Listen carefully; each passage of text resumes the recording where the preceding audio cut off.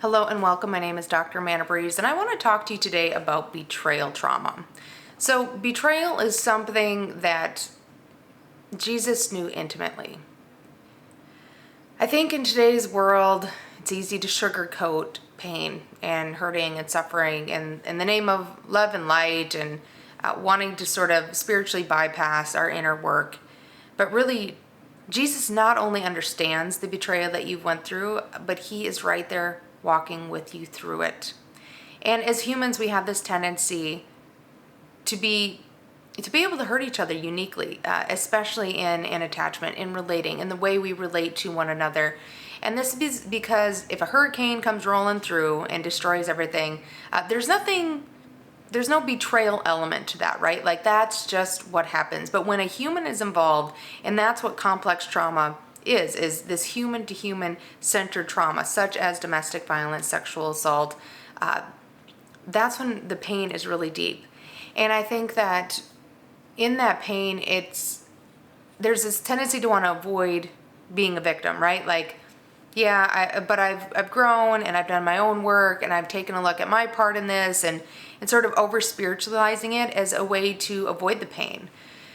And one of the most important steps in healing from betrayal trauma is being able to sit with the pain and the gravity of the pain and to accept the victimization for what it is and to name it and to call it out and to hold those responsible for this betrayal without needing to prematurely forgive, without over-spiritualizing forgiveness, without over-spiritualizing the need to enable others in their lessons and what they need to learn and their dysfunction.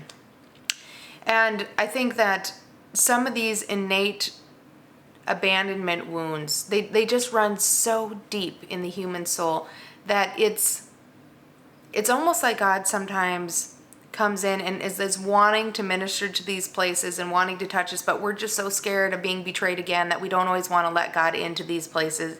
But really, until we address this betrayal with God attachment, with that connection to God, there will be no true freedom from betrayal because God is the only one who could never betray, who could never abandon.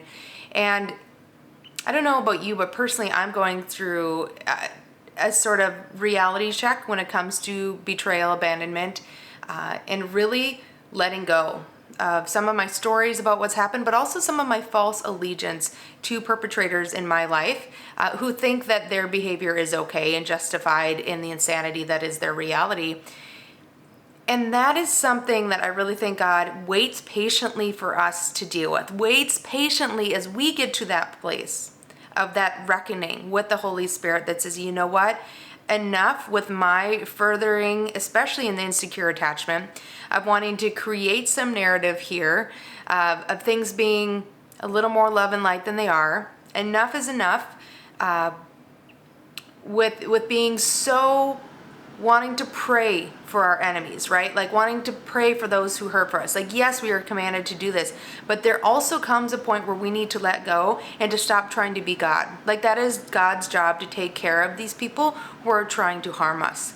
And I think a lot of times in the New Age world, there's this false belief that there's no evil in the world. There's just this sort of subjective experience. But the truth is, especially after working at the courthouse, there is evil in the world.